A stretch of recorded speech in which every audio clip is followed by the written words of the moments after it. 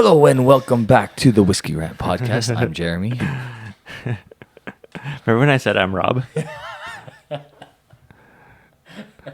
welcome to the Whisky Rant Podcast. I'm Rob. And you're just like fucking lost it. And I like no, I'm like, what are you laughing at? That was amazing. Hey, welcome to Super Social Club. I'm Jeremy. This is Whisky in the Six, I'm Rob. Welcome to the Whisky Rant Podcast. It's a little crusty, It's frustrating. and it's going to be a little bit of a rant. I don't understand it. I don't know why. Some sort of injustice. Anyway, end rant. Hello and welcome back to the Whisky Rant Podcast. I'm Jeremy. I'm Rob. And tonight we're talking all things port matured whiskey, the good and the bad. It seems really polarizing with port maturations. It can be really, really good, or it can fall like completely flat. And we'll try to decipher what that is all about. Yeah, we've had some really good ones. We've had some really bad ones. Let's talk about some of the ones that we have on the table right now. Yeah. We're gonna bottle kill one of these bad boys. Yeah, we got a couple port matured whiskeys here, and this one that we're going to drink tonight, one of the actual like all-time favorites and go-tos and collectibles. It's the Lefroy Cartier Portwood Edition, and I think this might have been one of the first Cartiers released. Okay. It might have been like one of the first three. Okay. I'm not 100% sure. But anyway, I've been just nursing this thing, and I have a little bit left here, so let's just polish this bad boy off. This is one of the good ones. Yeah. I was just eyeing back there. I still have that PX one that I really enjoyed. But yeah, this is up there for sure.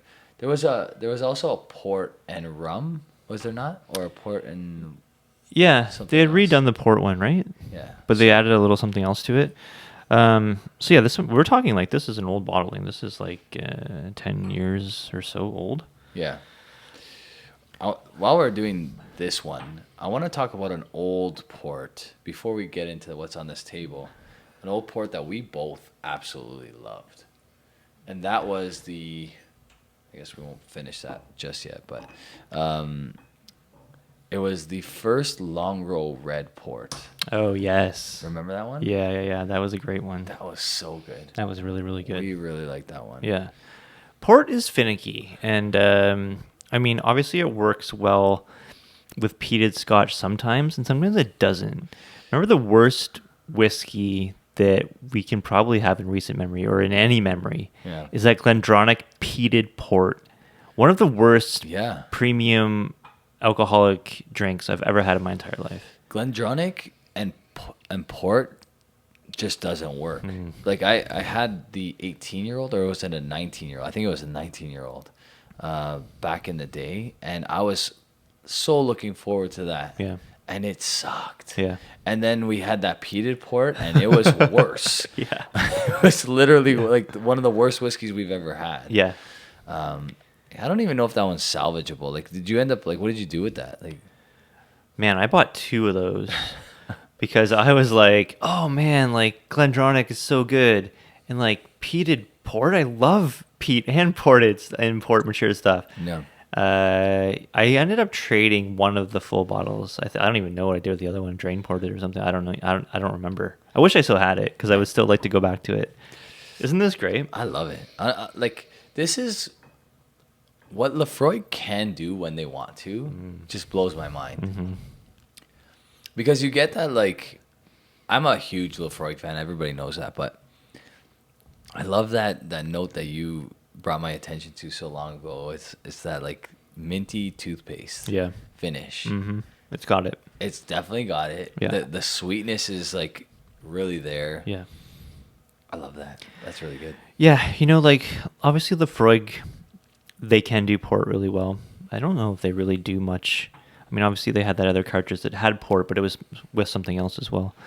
Maybe it's the spirit, because like you don't see Macallan doing port maturations, do you? I don't think I've ever seen Macallan do I don't a port. think they've ever dabbled. They may not have. They might not have at all. I don't think Macallan does much outside of their bourbon and sherry cask, do they? Yeah. Have they done anything else? I can't remember. I don't know of anything else. It's just a matter of time, isn't it? I mean, You would think that they would have had all kinds of stock of other stuff. you know what? Maybe just certain distillates don't take to like a fortified kind of wine maturation. If like Yeah. it maybe takes like a heavier distillate to stand up to something like that. To stand up to port in particular, because I mean, sherry is a fortified wine, but like I wonder, like, what is the difference between a sherry and a port? Like, I feel like a port is way more syrupy than sherry. Like, from my experience with both, I haven't had a lot of experience with sherry. I've only purchased one bottle of sherry ever, just to kind of get an idea for it. Yeah. But port, I've had a little bit more experience because occasionally I have Portuguese friends. They would bring it. You know, they like it. Yeah. It's super syrupy. It's almost like even more so than ice wine, to the point where like I don't know how you can consume a whole glass of port. It's a lot. Like, it's very like dessert like. It is. And you can get like super old ports, right? yeah. Like 40, 50, 60-year-old stuff. Yeah, and maybe that's why I'm not drinking the right stuff. I don't know enough about port, so I'm not going to sit here and judge it. But it's, I mean, we say port is finicky, but I mean, sherry can be super finicky too. It just seems like because there's so little port in the market that it shouldn't be so hit or miss. It should be just quality stuff, and it's not. Yeah. Let's talk about what else we have on the table tonight, because we have some other port stuff. The Amroot Port Nova, the Cavalan Solist Port Matured. This is a newer bottling from Truth Malters. Yeah. Kilkerran, 8-year-old. 8-year-old cast strength. Cast strength port. This is a newer bottling, 2022, is it? Yeah. And then, like we said, the Long Row Red. That's the. This is also 2022. That's 2022. Yeah. This is late 2022, and they actually released 2 Long Row Reds in 2022. They released a 15-year-old as well. Right. Earlier on in the year. There's kind of an underlying theme with these. The Port Nova is kind of the exclusion, but they're all cast strength, except for this Port Nova, 48% for it. So the funny thing about Port Nova is it used to be cast strength, and I think they went back to it now because they had so many complaints about it. Oh, okay. Do you remember the old Port Nova that I had? Yeah. It was, I think, incredible. Really good. Incredible. This is a big drop off from that. Yeah. Okay. A big drop off from that. And I think another one that's very inconsistent is Cavalan with their port matured stuff, because we've had some excellent ones. Yeah. This one here is very, very good, but we've also had some misses. Like, they're off the rack Solus ports. It's a hit and miss, man. I've had ones that are just like, not that good. And I've had some that are excellent. I've had a Cavalan port that's literally been one of, like, probably top 3 Cavalans I've ever had, like, compared to all the categories. And then I've had a Cavalan port that was maybe their worst. Yeah. Well, I gotta say the Oloroso sherry's the first Oloroso sherry that I had is definitely the worst Cavalan that I had. I wonder if port barrels can just go like horribly wrong sometimes. Like, maybe there's something about it, like it gets, like you have to just baby it and pamper it and keep it in the right conditions. Like, maybe when they dump the port out, like there's a ticking time bomb with these things. Like, we should really talk to a master distiller about if is port more difficult to mature whiskey and you have to keep an eye on it more. Like, what is the deal with it? I think it might. I mean, it's fortified, so you wouldn't think that it would sour as quick as like some wines and stuff like that. But I think maybe that's what's happening. It's got to be something. Yeah. I think it does like sour and then not as good as what it was. I mean, maybe the finish, like you can overdo it, perhaps. Like, I don't know what it is about port, but some of these ones, like, or maybe we're just noticing a difference, like one that's aged for 40 years, then dumped, then used for whiskey. Yeah. Versus one that's aged for 5 years, dumped, and then used for whiskey. Maybe just the availability of port casks isn't all there. Yeah. Maybe they're expensive. To get a really good quality port cask, yeah, there's not that many, maybe. Yeah, I think when you're looking to get those ones that I just said, like those ones that aged 40-year-old port, dumped, like that barrel or that pipe is going to cost way more than the one that's dumped at 5 years, right? So I think that's kind of probably where the hit or miss is coming. Yeah. Right? Yep. I will say that this Kilkerran 8 port, not the hugest fan. It See, I didn't. liked It it. didn't blow me away. It didn't blow me away either. I think the Longrow port is better. Yeah. The sherry was better in out of the two. Mm-hmm. I feel like that's Kilkerran for you though. Yeah. Kilkerran 8s are like they're polarizing because True. some of them are really good, some of them not so much. Yeah. Right? Springbank seems to do port really well. When they had a little bit of port added to like those 21s, it just made it so good, didn't it? Like I think I've loved every single expression that I've tried from Springbank that was port added. right? That Madeira one, I think it actually had like a good amount of port Did it? in it. Yeah. Rum and port. Rum and port. And then that 21, my favorite Springbank 21 is the one from 2019 that was like half and half rum cask and port cask. Was it half and half rum and port? Yeah. Yeah. Pretty much half and half. Yeah. And that's my favorite Springbank Right? ever. Yeah. Well, 21-year-old. Has Springbank ever done? I guess I'll have to look at the archives. Ever done a single cask port maturation? They have. Yeah. Yeah. They have a few. They've done a bunch of port. They've done those Bordeaux casks that we had the cask strength 12 Bordeaux, and then we had the single cask Bordeaux, which was absurd. But I've never had. We passed up. No, we didn't pass up on it. We tried that 15-year-old port from the Society. Society bottling. Yeah. That was phenomenal. Yeah. We regretted not buying more of it. True. Because it was so good. Yeah. That was phenomenal. And that was an ex-bourbon and port combo? Was it a combo? I think it might have just been port. 100%? I don't know. We should look that up. But Okay. that was phenomenal. Yeah. That was like instant regret not buying multiple. Yeah, Springbank really does it well. It takes to theirs very, very nicely. Which is weird because the Longrows are not always great when they have port in them. Mm-hmm. I don't know if I've tried a Hazelburn with port. Yeah. I don't think I have.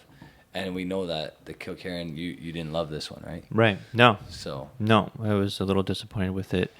Port is so good because like it gives you this like richness, and like I get a lot of like blackberry, blueberry kind of like notes. Yep. A little bit different than like what like a sherry Oloroso would give you. It doesn't really seem to give you as much spiciness no, as like an Oloroso sherry would give you. Definitely not, yeah. It just gives you like those more kind of like purple fruits. Yeah. What's your favorite port cask whiskey? Good question. Yeah. I think for me, it's got to be that Springbank 21. Yeah, I think that was phenomenal pour. Yeah. There was a really good, I think, Springbank 18 that I didn't buy, but we tried it. I think Jasper brought it over one night. That was a good portion of port cask in that. Yeah. Or maybe I'm thinking rum. What do you think about bourbons that have been extra matured in I was going to port? ask you the same. Yeah. It seems to be a new trend to like sweeten up bourbon even more than they already are. Well, like Angel's Envy is like the one that comes to mind, right? Yeah, Because they were the they do their core bottling in port, right? Yeah. And it's good. It is good. It is good. You don't see it too much. I don't know if like any of those like cool Heaven Hill stuff has some port matured stuff. Yeah. You know, a lot of bourbons are getting into extra finishings in wine barrels and whatever may have you. Yeah. I think it's about the same. It's about the same with Scotch. Like sometimes it works, sometimes it doesn't. Yeah, I mean, the only one that I really can say blew me away for the bourbon world is I think it was a 4-gate. Am I saying that right? Is it 4-gate? 4-gate, Four yeah. Square? It's not 4 Square. No, 4 Square is the rum. Correct. 4-gates, you're right. 4-gate. Yep. They had an expression that was port matured, and I loved it. Yeah. It was phenomenal. Yeah. Barrel has a couple that are like one of the blended bourbon bourbons added into the blend or whatever was port cask, and I think it's the Dovetail. Yep. And the Dovetail is pretty good. I'm trying to think. The Canadian world, Lot 40 just did a port. Right. A Lot 40 cask strength. Right. Port matured. We haven't tried it yet. I haven't tried it.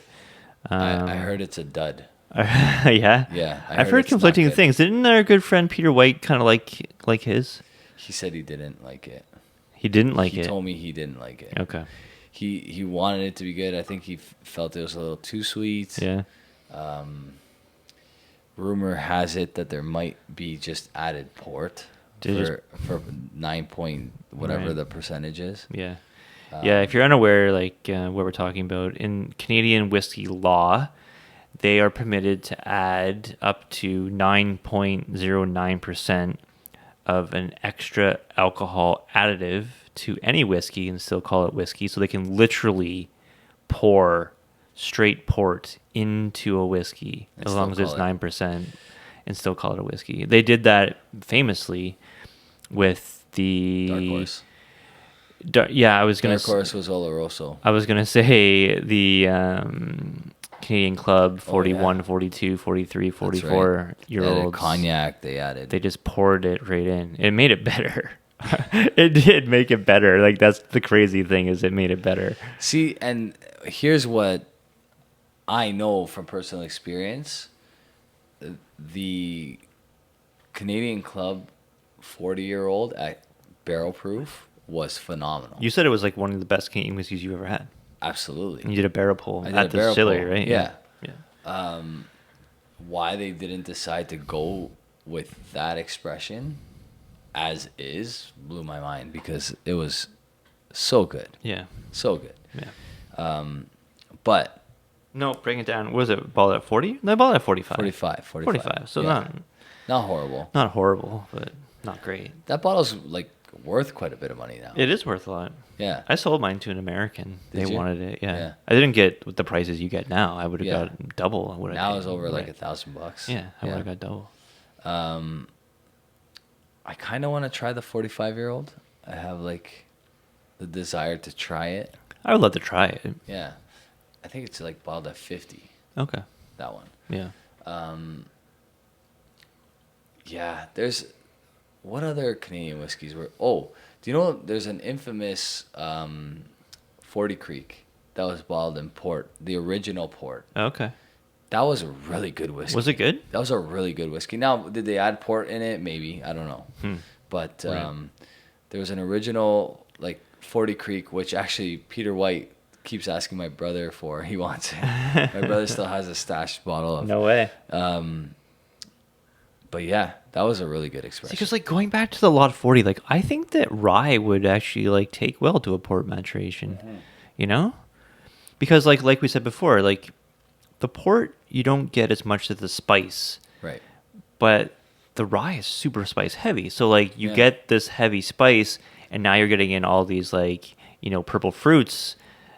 Maybe it doesn't work. I don't know. I think it would. I would like that. Why are more Contrast. rye companies that produce rye in Canada, knocking on Niagara's door and asking for ice wine casks? Why isn't that happening? Ice wine is like a super sweet, delicious wine. Like, why aren't they using that? Yeah. Glen Breton does it, right? They do a nice. They do. A nice and, wine and there's a good like 12-year-old that they do. But Glen Breton is weird. Like, I feel like Glen Breton is weird. they just keep their like really high quality stuff for themselves. What's going on over there in Glen Breton? Yeah, I feel Huh? like they just keep it in the East Coast. They don't care to share it with anybody else. Do you see it at the LCBO? I see the 10-year-old periodically. Yeah.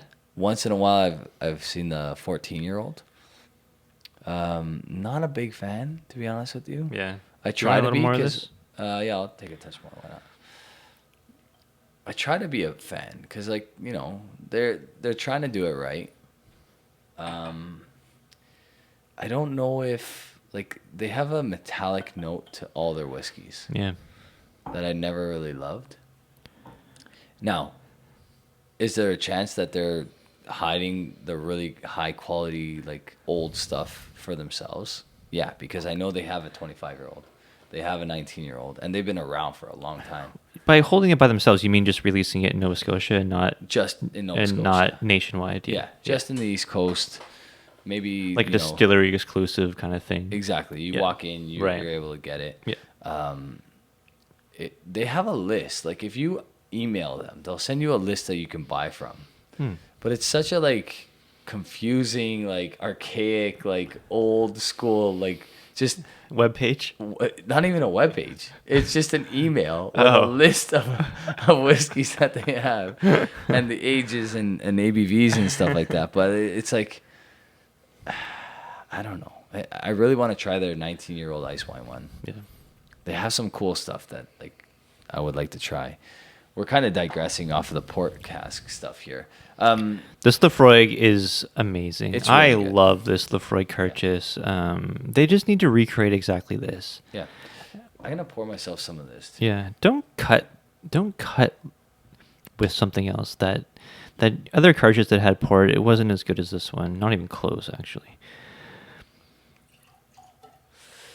I think next to the Carchis, this might be the second best on the table right now. Did I try this one before? I think you might have tried it on first crack. Now that it's had time to open up in the bottle, it has gotten really, really good. I am very, very happy with this purchase. It's reminiscent, not as good as the first Cavafan bottling of this. The first Cavalan bottling of this, it was like that dark garnet brown label. You know what I'm talking about? Yeah. I still have a sealed one of those. Is that the one that I loved? Yeah. Yeah. Yeah. It was one of the Did I buy a bottle of that as well? Yeah, you probably did. I think it was one of the very first Cavafan exclusive bottlings that they did. Very, very good. Very good. And then they came out with a couple, like the laser engraved fronts. They were not great. They were not great. You should try this, but this one's because nice. This is like a heavy port influence. Yeah. That's a heavy port influence. Very good. You get a little bit of peat. Would you be able to... My question to you about this Longrow Red is, would you be able to tell that that's a Springbank based on the taste and nose? I don't think you could. I think it's like so port heavy on the palate that like it kind of you lose the distillery characteristic. Yeah.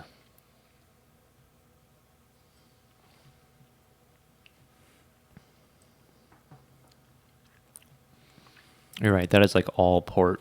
Yeah. It's good. Oh, you know what? On the very back end of the finish, You get a little salt, you do get that. little peat. Yeah. It's Yeah. good. I like it. Yeah. I think it's good.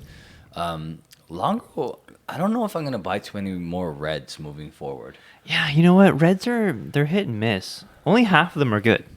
Yeah, this is a good one. The 15-year-old is decent. I'll probably go back to that eventually and enjoy it.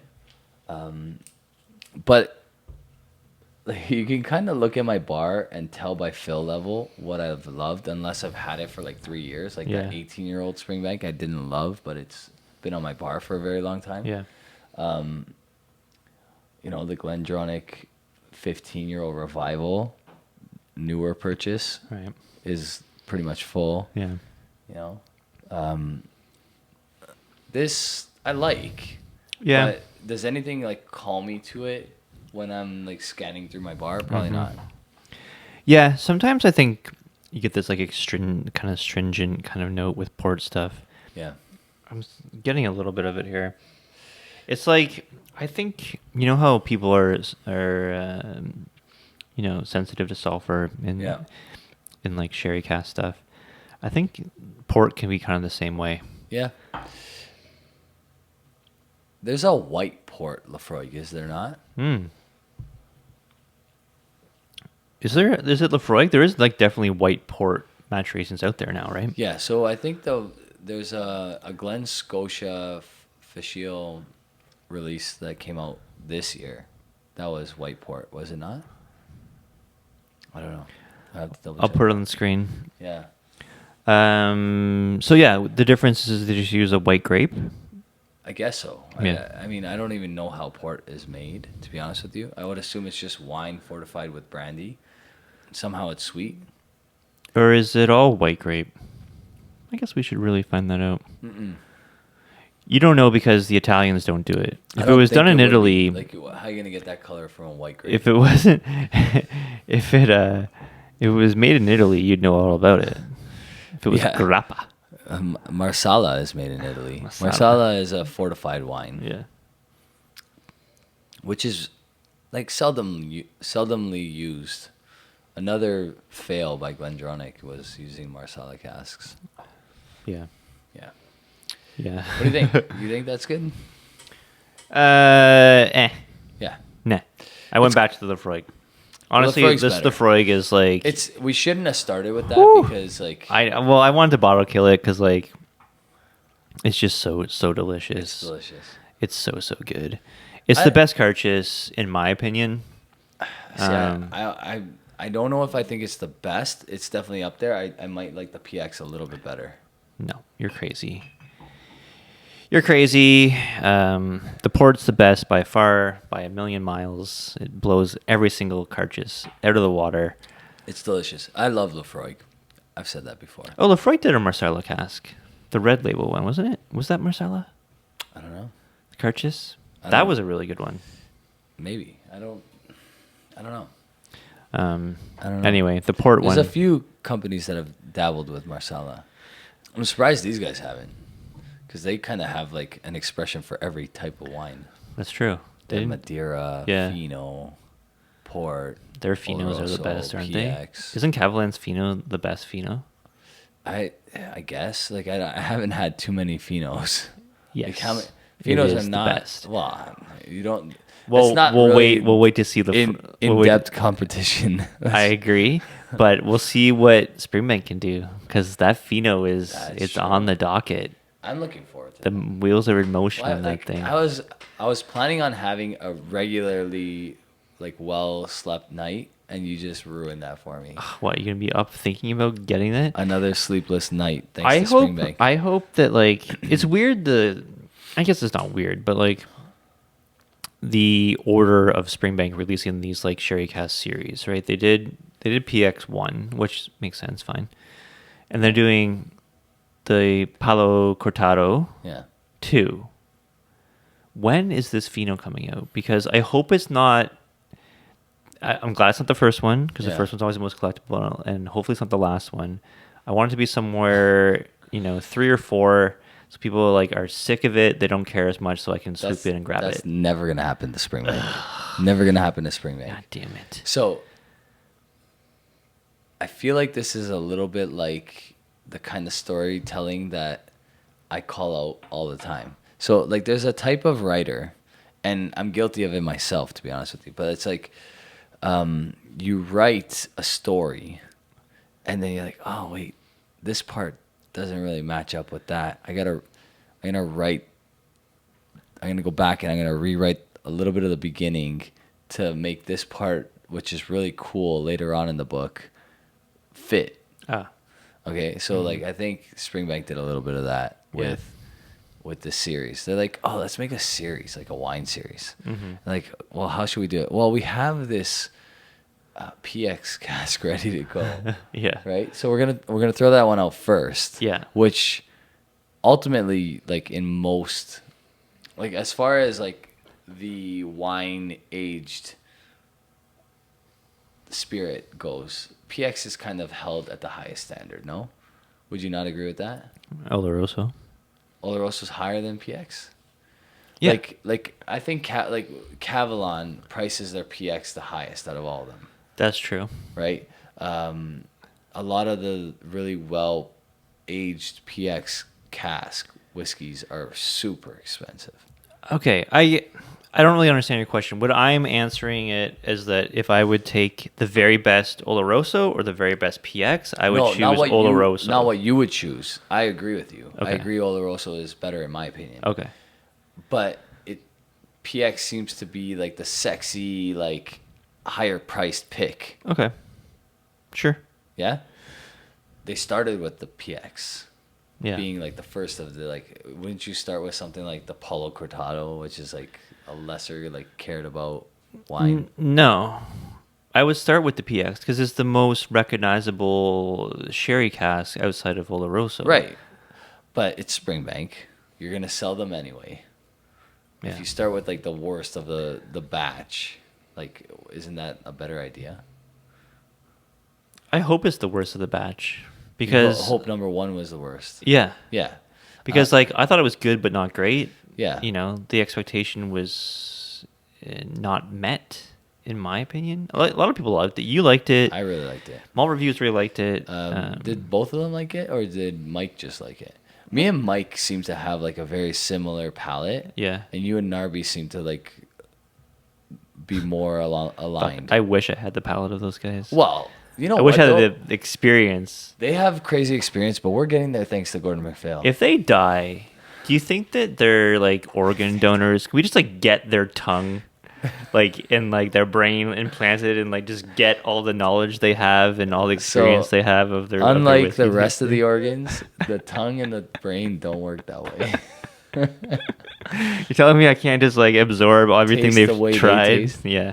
I think if you lose your tongue, that's it, dude. I don't think they can replace that. Technology's getting better though. You don't know. It's true. You don't know. It's true. We should reach out and be like, we'll take those things. They're like roughly our age, so so something tragic would don't- have to happen you don't for know. them to die. Knock on wood. We definitely don't want anybody. Shout to out to die. Mike and Narby. That is a Hopefully you guys weird- live a long life. That got dark real quick. I mean, we definitely don't want anybody to die, especially those guys, because we really like those guys. They haven't released content in a while. And they got a lot of family stuff going on. Yeah. New kids in the mix. Yeah. Takes up your time, doesn't it? Well, you see what it's like over here. It's a shit show. Madhouse. And we also live Madhouse. a lot closer than they live. That's together. true. Like they live like 3 hours, Yeah. like in distance. The away thing from is, like, I know that they're drinking great whiskey all the time, and they're not recording it and telling us about it. They were doing individual reviews for a while. I wonder why that stopped. They should. Family continue stuff to got do in the it. way. Yeah. But I'm sure they're going to come back full force with some epic stuff because they're holding back. You know this, right? 100%. They're holding back. They have incredible stuff. Yeah. Because of them, there's actually a bourbon out there, believe it or not, that I want to try. Oh, no way. It's the Old Carter. Yeah. Have you ever had any Old Carter? No. That's the only bourbon I've not had that I really want to. Yeah. We've had all the Pappies. We've had all the BTAC stuff. Pretty much. Have we tried all the BTAC stuff? Yeah. We've tried them all. I don't know if I've tried Sazerac 18. Oh, SAS 18 is really good. Is it good? Mm-hmm. That's the only one that I don't think I've tried. The worst one is the Eagle Rare. Even the cask strength? Yeah.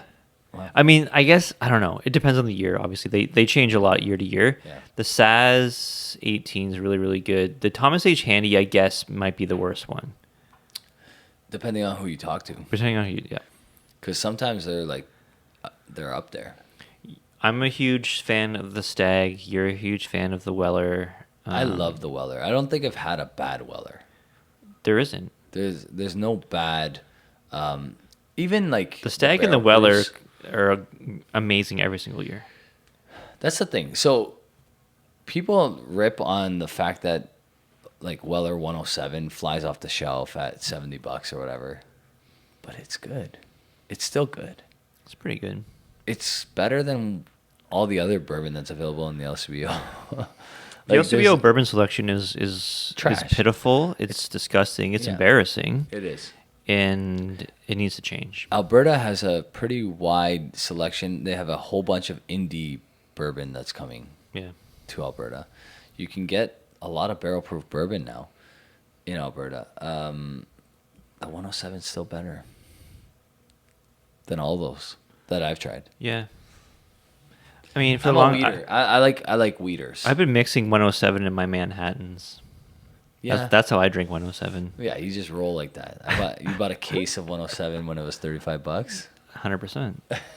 And I just finished off my last old style bottle, like the little one with the long neck. oh, you still had I still had those? that. I still had a couple of those. I remember I bought 9 bottles one night because there was a mad dash.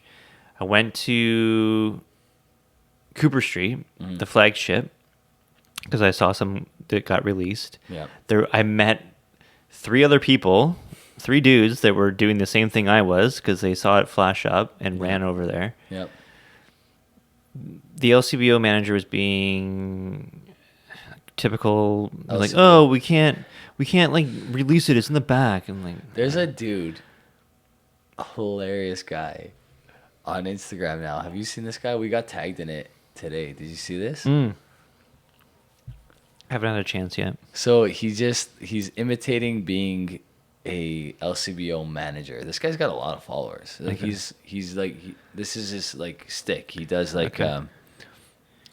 Huge on TikTok, I'm sure. he's big on Instagram, big on maybe TikTok, I don't know.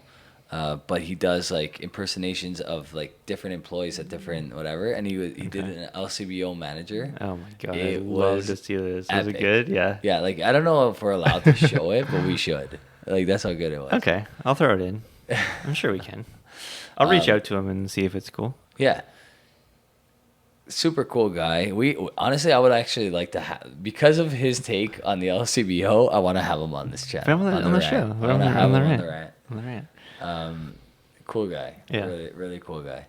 And I guess he's from here, right? Because he's doing the LCBO. Well, he has to know about the LCBO, Yeah. the headaches. So we should have him Oh. over for a drink and talk whiskey and rip the LCBO a little bit.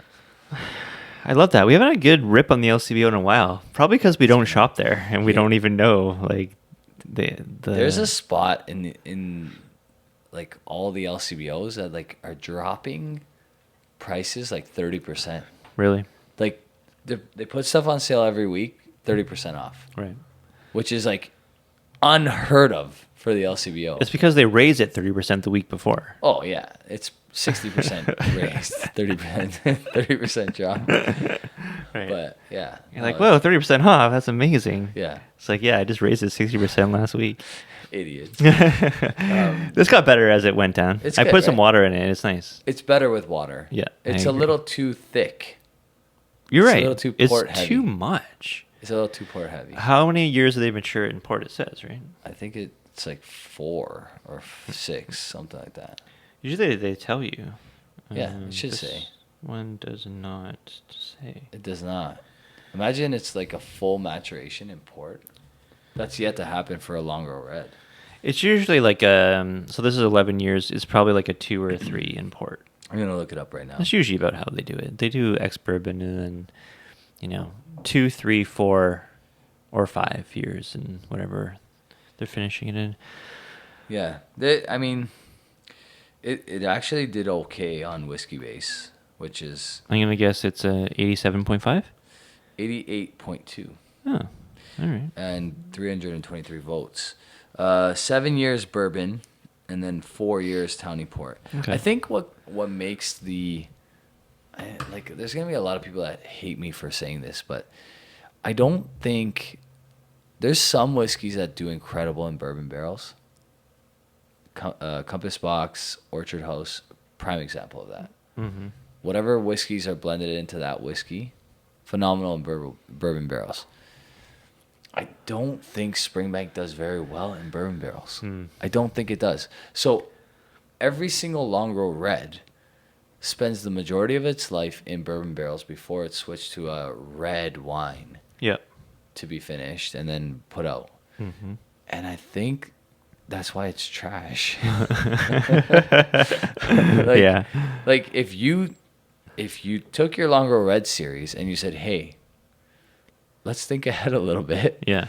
Get that red Tawny Port barrel over here, and we're gonna age 8 years. We're gonna come out with a Longrow Red that's 8 years old, exclusively in Tawny Port casks."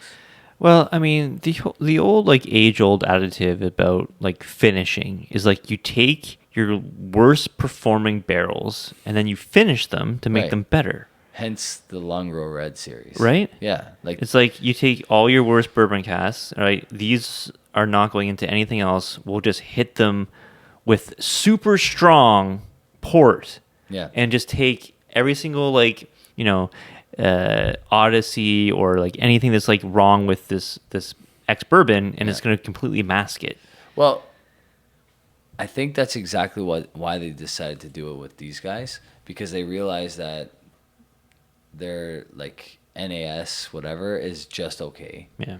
So, and that's just pretty much all bourbon barrel. Right. And they're like, okay, this is okay. Yeah. How do we make this a little bit better? Mm-hmm. Sell it for more. Yeah. Let's make the Long Row Red series. I think in order to improve the Long Row Red series, they need to start doing full maturation. Yeah. Full maturation in a Amarone cask. Full maturation in a whatever. Is it too much though? We'll find out.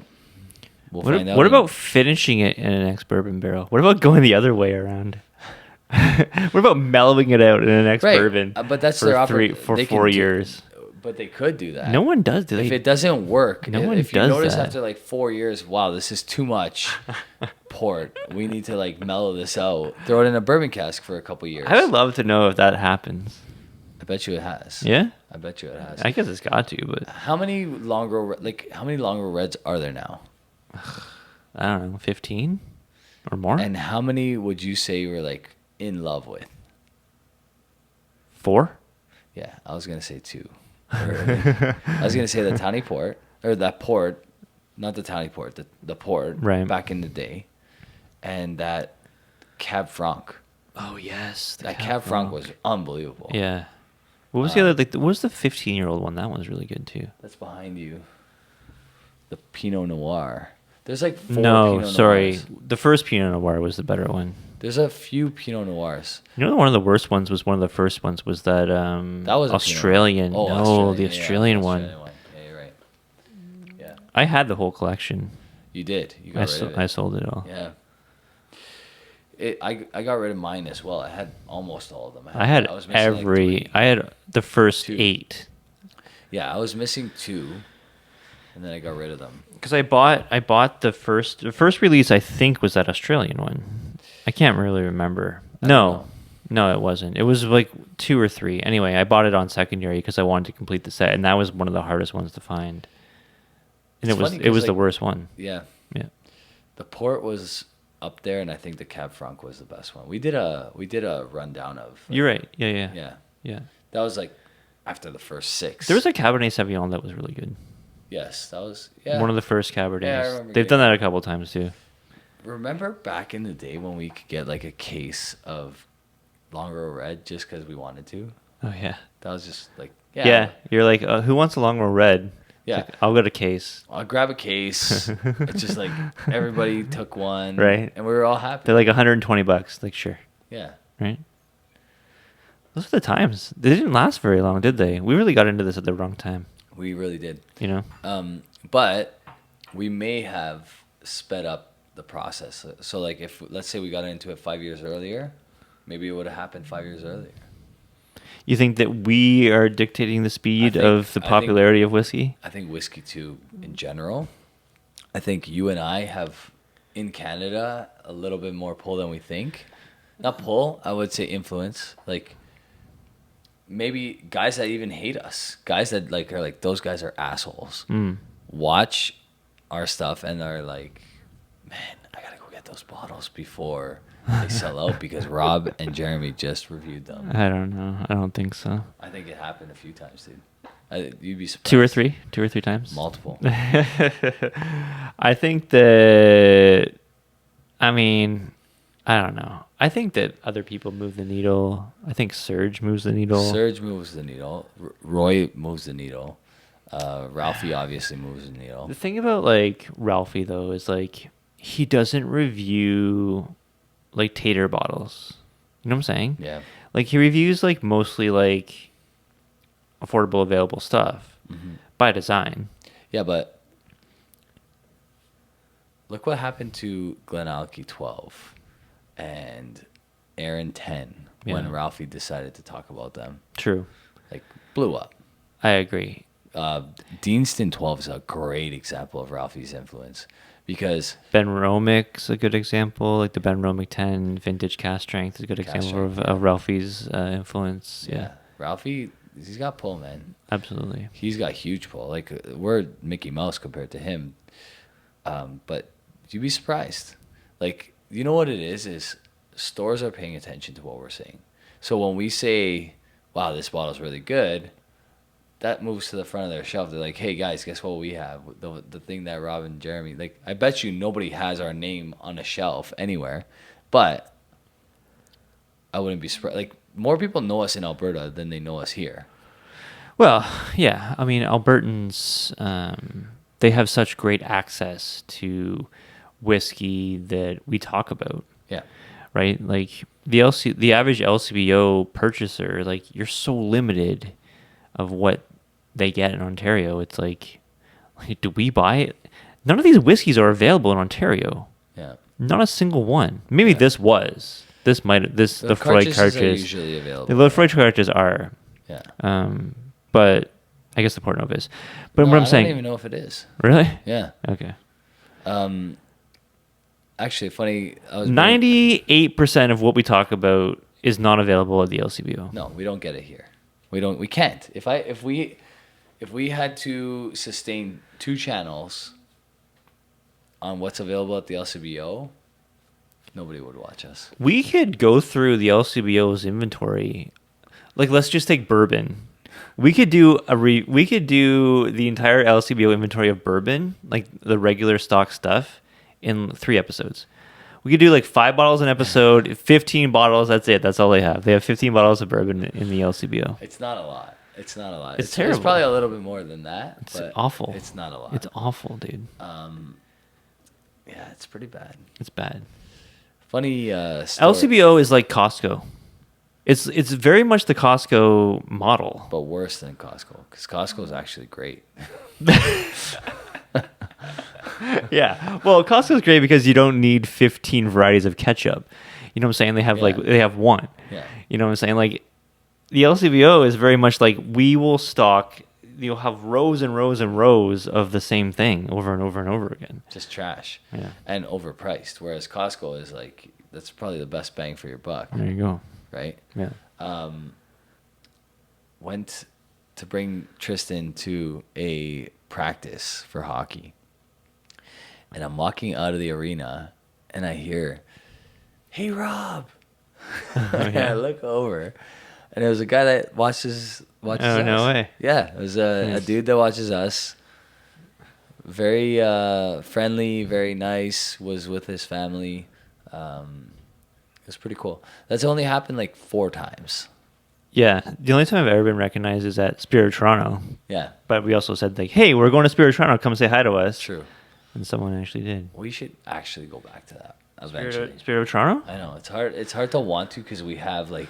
I tried to get a media pass, and they're like, who are you? Yeah, they don't care. I'm like, well, I'll promote your thing, and like, well, I'll tell people about it. Yeah, and they didn't buy. No, they didn't care. They didn't give a shit. Interesting. Anyway, port matured whiskey. What's your favorite? Where does it go well, and where does it go bad? Leave a comment down below. What's your favorite port matured whiskey ever? And was there one that did not live up to expectations at all? What's the best rated port matured whiskey on Whiskey Base? Great question. I want to know. Don't make me you tell me, and I'll I put it bet on you the it's screen. like one of those moon import, like, Moon imports or like Samaroli. Samarolis. Yeah. I don't know. Good question. That's a great question. What is the top port Mike and matured? Narby know. Mike and Narby know. Okay, we'll just ask them. Malt reviews know. For me, this Lafroig is way up there. The Cavalan does it really, really well sometimes. Yeah. And Springbank does it well. The original Port Nova Yeah, the old school. was phenomenal. Yeah. The original Port Nova was like incredible. And Glendronach, never do peated port ever again. Just stick to sherry, man. Ever. Those guys, I'm surprised they even released that whiskey, to be honest with you. Well, they knew people would buy it because of their reputation. They knew I would buy too. Yeah, you bought too. But I made the same mistake. I told you. I bought the 19. I was searching for like the 15 Townie Ports. They both sucked. Ugh, God. Yeah, they were bad. Leave us a comment down below. Like the video, subscribe, and we'll see you guys next time. Cheers, guys. Cheers.